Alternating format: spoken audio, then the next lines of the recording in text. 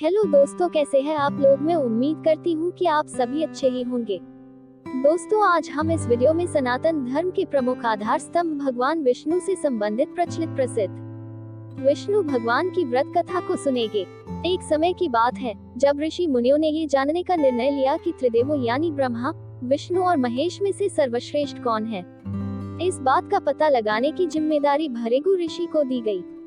भृगु ऋषि इस बात का पता लगाने के लिए सबसे पहले ब्रह्मा लोक गए और वहां पहुंचकर ब्रह्मा देव की परीक्षा लेने लगे। उन्होंने सीधे क्रोध में पूछा, आपने मुझे प्रणाम क्यों नहीं किया। ये सुनते ही ब्रह्मा देव को गुस्सा आ गया। उन्होंने झल्लाते हुए पूछा, क्या एक पुत्र अपने पिता से श्रेष्ठ हो गया है जो उसे मुझे प्रणाम करना होगा। ये सुनने के बाद भृगु ऋषि उनसे कहते हैं कि मैं तो आपकी परीक्षा ले रहा था और आप मुझ पर क्रोधित हो गए।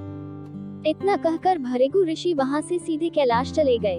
वहां जाकर वो नंदी से कहते हैं कि मुझे शिव जी से मिलना है। नंदी ने ऋषि को जवाब देते हुए कहा, मैं भगवान शिव का ध्यान भंग नहीं कर सकता है, ऐसा करने पर भोलेनाथ क्रोधित होंगे। नंदी का जवाब सुनकर भृगु ऋषि खुद ही शिव जी के ध्यान को भंग कर देते हैं। शिव जी का ध्यान भंग होने पर वो भी गुस्सा करते हुए भृगु ऋषि को भस्म करने की बात कहते हैं। तभी माता पार्वती उन्हें रोकती हैं और ऋषि मुनि को क्षमा करने की प्रार्थना करती हैं। शिव जी के गुस्से को देखने के बाद भृगु ऋषि कैलाश से सीधे वैकुंठ चले जाते हैं।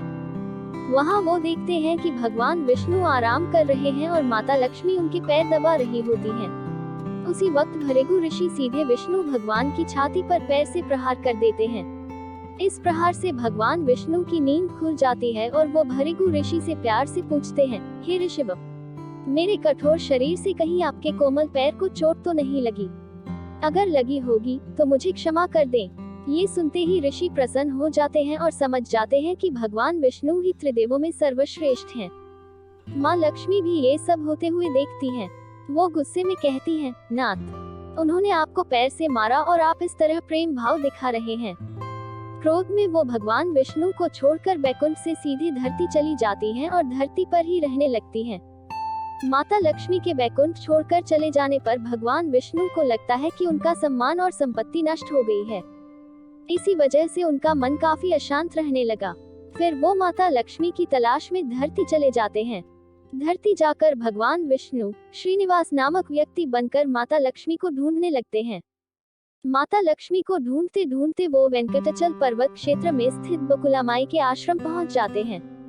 वहां बकुला माई ने उनका आदर पूर्वक स्वागत किया और उन्हें आश्रम में ही रहने के लिए कहा। उस आश्रम में भगवान आराम से श्रीनिवास बनकर रहने लगे। कुछ दिन बाद वहां एक हाथी आ जाता है जो सबको परेशान करता है। ये देख श्रीनिवास धनुष बाण लेकर हाथी की ओर दौड़ते हैं। उन्हें आता देख हाथी डरकर घने जंगल में भाग जाता है। श्रीनिवास उस हाथी का पीछा करता हुए थककर एक सरोवर के पास पेड़ की छाया में आराम करने लगते हैं और कुछ ही देर में उन्हें नींद आ जाती है। नींद में वो कुछ युवतियों का शोर सुनते हैं जिससे उनकी नींद टूटती है। आंखें खोलते ही वो खुद को 5-6 युवतियों से घिरा पाते हैं। युवतियां श्रीनिवास को डांटते हुए बोलती हैं कि यह राजकुमारी पद्मावती का उपवन है और इस क्षेत्र में पुरुषों का आना एकदम मना है। यहाँ तुम कैसे और किस लिए आए हो। श्रीनिवास जवाब दे ही रहे थे कि तभी उनकी नजर वृक्ष के पीछे से झांकती राजकुमारी पद्मावती पर पड़ी। वो उसे देखते ही रह गए। कुछ देर में वो युवतियों को बताते हैं कि मैं एक हाथी का पीछा करते हुए यहाँ पहुँचा हूँ। मुझे बिल्कुल भी पता नहीं था कि यहाँ पुरुषों का आना मना है। मुझे क्षमा कर दें। इतना कहकर वो बकुला माई के आश्रम लौट जाते हैं। आश्रम लौटने के बाद श्रीनिवास का किसी भी काम में मन नहीं लगा। तब एक दिन बकुला माई उनसे उनकी उदासी की वजह पूछती हैं। उदास होकर श्रीनिवास पद्मावती के बारे में उन्हें बताते हैं और कहते हैं कि मैं उसके बिना नहीं रह पाऊंगा। बकुला माई उन्हें कहती है कि ऐसा सपना न देखिए जो पूरा न हो सके। वो एक प्रतापी राजा चोल नरेश आकाशराज की बेटी है और आप एक आश्रम में रहने वाले कुल व गोत्रहीन युवक हैं। कुछ देर सोचने के बाद श्रीनिवास कहते हैं कि माँ, एक तरीका है, बस आपको मेरा साथ देना होगा। बकुला माई श्रीनिवास का प्यार देखकर हाँ कह देती हैं। दूसरे दिन श्रीनिवास ज्योतिष विद्या में निपुण औरत का वेश धारण करके राजा आकाश के नगर नारायणपुर पहुंचते हैं। उनकी विद्या की वजह से हर तरफ उनकी चर्चा होने लगती है। होते होते एक दिन राजा ने उन्हें अपनी बेटी पद्मावती का हाथ देखने के लिए श्रीनिवास को अपने महल बुलवाया। वहां पहुंचकर उन्होंने राजकुमारी के हाथों की रेखा देखी और कहा कि कुछ दिन पहले एक युवक से वन में तुम्हारी मुलाकात हुई होगी। पद्मावती ने जवाब में हाँ कहा। महिला बने श्रीनिवास ने कहा कि उसी युवक के साथ तुम्हारा विवाह होगा। तभी पद्मावती की माँ धरना देवी उनसे पूछती है कि यह कैसे होगा। तब ज्योतिष औरत कहती है कि यह इसके भाग्य में लिखा है और ग्रह ये कहते हैं कि एक औरत उसके लिए आपकी बेटी का रिश्ता मांगने आएगी। 2 दिन बीतने के बाद बकुला माँ एक तपस्विनी बनकर राजमहल गई और अपने युवा पुत्र के लिए पद्मावती के रिश्ते की बात की। तभी राजा आकाश बकुला माई को पहचान जाते हैं और उनसे पूछते हैं कि वही युवक कौन है। बकुला माई उन्हें श्रीनिवास के बारे में बताते हुए कहती हैं कि वह चंद्र वंश में जन्मा हुआ लड़का है जो मेरे आश्रम में रहता है और मुझे माँ मानता है। राजा उनकी बात सुनने के बाद बकुला माई से सोचने के लिए कुछ दिन मांगते हैं। फिर राजा ने अपने राज पुरोहित को बुलाकर इस बारे में चर्चा की। सब कुछ जानने के बाद राज पुरोहित श्रीनिवास के बारे में पता लगाने में जुट जाते हैं। श्रीनिवास के बारे में अच्छे से पता करके वह राजा को कहते हैं कि महाराज उसमें भगवान विष्णु के समान गुण हैं और आपकी पुत्री लक्ष्मी जैसी है। ऐसे में यह वर आपकी पुत्री के लिए सुयोग्य है। ये सुनकर राजा तुरंत बकुला माई के आश्रम में अपनी स्वीकृति के साथ विवाह की लग्न पत्रिका भिजवा देते हैं। श्रीनिवास और बकुला माई को राजा की मंजूरी से जितनी खुशी हुई उतनी ही चिंता होने लगी। दोनों के मन में होता है कि उनके पास शादी कराने के लिए पर्याप्त धन नहीं है और न ही विवाह के बाद लड़की के रहने के लिए घर। तब बकुला माई श्रीनिवास को लेकर वराह स्वामी के पास जाकर उन्हें श्रीनिवास की शादी में खर्च के लिए धन की कमी की समस्या के बारे में बताती हैं। तब वराह स्वामी 8 दिक्पाल का आवाहन करते हैं। तभी वहां ब्रह्मा, शंकर, इंद्र, कुबेर आदि देवता प्रकट हो जाते हैं। फिर वराह स्वामी श्रीनिवास से कहते हैं कि तुम खुद ही इन्हें अपनी समस्या के बारे में बताओ। श्रीनिवास देवताओं से पूछते हैं कि मैं चोल नरेश राजा आकाश की पुत्री पद्मावती से शादी करना चाहता हूँ, पर मेरे पास शादी के लिए धन नहीं है। मुझे क्या करना चाहिए? इंद्रदेव ये सब सुनकर कुबेर से कहते हैं कि तुम शादी के लिए इन्हें ऋण दे दो।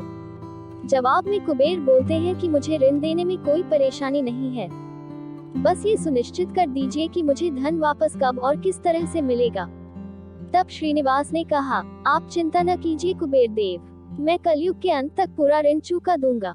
फिर कुबेर ने देवताओं को साक्षी रखकर श्रीनिवास को ऋण दे दिया। उन पैसों से वह पद्मावती से बड़े धूमधाम के साथ शादी करते हैं। तभी उनकी शादी की सूचना लेकर नारद जी कोल्हापुर पहुंच जाते हैं और माँ लक्ष्मी को सारी बातें बता देते हैं। जैसे ही माता लक्ष्मी को पता चलता है कि विष्णु जी ने श्रीनिवास बनकर पद्मावती से शादी करके वेंकटाचल पर्वत पर रह रहे हैं, तो वह उदास हो जाती हैं। कुछ ही देर में वो सीधे विष्णु भगवान से मिलने के लिए वेंकटाचल पहुंच जाती हैं। वहां वो देखती है कि पद्मावती बड़े प्यार से श्रीनिवास की सेवा कर रही है। माँ लक्ष्मी से रहा नहीं जाता और वो उन्हें भला बुरा कहने लगती हैं। आखिर में वो पद्मावती को बताती हैं कि ये श्रीनिवास नहीं बल्कि मेरे पति विष्णु हैं। तुमने इनसे कैसे विवाह कर लिया? फिर माता लक्ष्मी और पद्मावती के बीच बहुत देर तक वाद विवाद होने लगता है। ये सब देखकर श्रीनिवास को बहुत दुख हुआ और वो वहाँ से थोड़ा पीछे हटकर एक पत्थर की मूर्ति बन जाते हैं। माता लक्ष्मी और पद्मावती दोनों ये देखकर बहुत परेशान हो जाती हैं और कहती हैं कि अब श्रीनिवास किसी के नहीं रहे। तभी मूर्ति से आवाज आती है, देवियों में हमेशा इस स्थान पर रहूंगा और मुझे लोग वेंकटेश्वर स्वामी के नाम से जानेंगे। मैं यहाँ रहकर अपने भक्तों की इच्छा पूरी करता रहूंगा।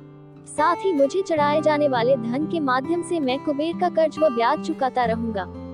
बस अब तुम दोनों झगड़ा करना बंद कर दो। इतना सुनने के बाद माता लक्ष्मी और पद्मावती उनसे क्षमा मांगती हैं। फिर माता लक्ष्मी कोल्हापुर जाकर महालक्ष्मी की मूर्ति और पद्मावती तिरुनाचुर में शिला विग्रह बन जाती हैं। यही कारण है कि तिरुपति विराजमान वेंकटेश्वर स्वामी के दर्शन के लिए भक्तों से चंदन, धूप, फूल और मिठाई नहीं बल्कि धन लिया जाता है। दोस्तों, इस कहानी से हमें ये सीख मिलती है कि विष्णु भगवान की कथा से 2 सीख मिलती है। पहली यह कि विनम्र भाव से ही व्यक्ति श्रेष्ठ कहलाता है। दूसरी यह कि क्रोध में आकर कोई भी फैसला नहीं लेना चाहिए। दोस्तों, अगर आपको ये कहानी अच्छी लगी है तो प्लीज वीडियो को लाइक, शेयर और कमेंट जरूर करें। ऐसी और भी मजेदार प्रेरक कहानियाँ सुनने और पहली बार वीडियो पर नए आए हो तो चैनल को सब्सक्राइब जरूर कर लें। चलिए दोस्तों, मिलते हैं एक नई ऊर्जावान कहानी के साथ। यहाँ तक वीडियो में बने रहने के लिए सभी का धन्यवाद।